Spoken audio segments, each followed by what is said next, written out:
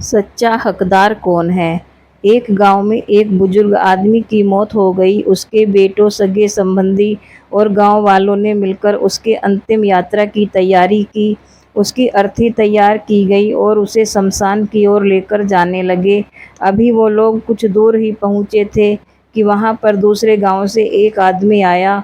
उसने उस अर्थी को लेकर जा रहे 4 आदमियों में से एक का पैर पकड़ लिया और सबसे कहने लगा कि ये आदमी जो मर चुका है, उसने मुझसे 20 लाख रुपए उधार लिए थे और जब तक मुझे पैसे वापस नहीं मिल जाते, मैं अर्थी को आगे नहीं जाने दूंगा। मृत व्यक्ति के बेटों ने उस आदमी से कहा कि पिताजी ने कभी इस कर्जे के बारे में हमसे जिक्र नहीं किया, इसलिए हम तो यह कर्जा नहीं देने वाले। जब बेटों ने ही मना कर दिया तो उस मृत व्यक्ति के भाइयों ने भी कहा कि जब बेटे ही मना कर रहे हैं तो हम भी इस कर्ज की कोई जिम्मेदारी नहीं लेने वाले हैं।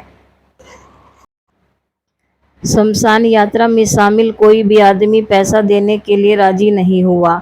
दूसरे गांव से आए उस आदमी ने अर्थी के आगे भी नहीं जाने दिया, जब तक कि इस घटना की खबर घर की महिलाओं तक नहीं पहुंच गई। मरे हुए आदमी की एक बेटी भी थी।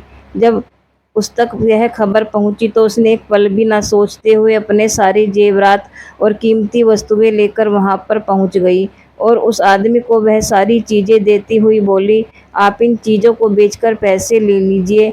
अगर कुछ कम पड़ेंगे तो वह भी मैं आपको धीरे धीरे लौटा दूंगी, लेकिन मेरे पिताजी की यात्रा को मत रोकिए। इस घटना को देखकर सारे गांव वाले दंग थे।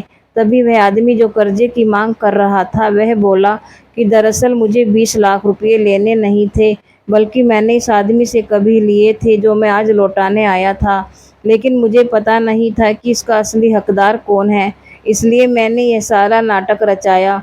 मैं जान चुका हूँ कि मरे हुए आदमी का सच्चा हितैषी ना उसके बेटे हैं, ना उसका भाई, बल्कि उसकी बेटी है।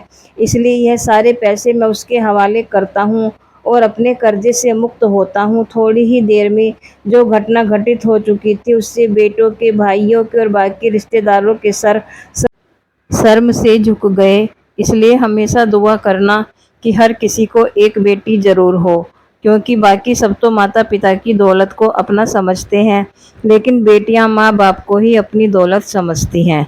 दोस्तों, अगर आपको मेरी कहानी अच्छी लगी है तो कृपया लाइक और कमेंट करके ज़रूर बताएं और चैनल को सब्सक्राइब करना ना भूलें। बहुत बहुत धन्यवाद। मिलते हैं अगली कहानी में।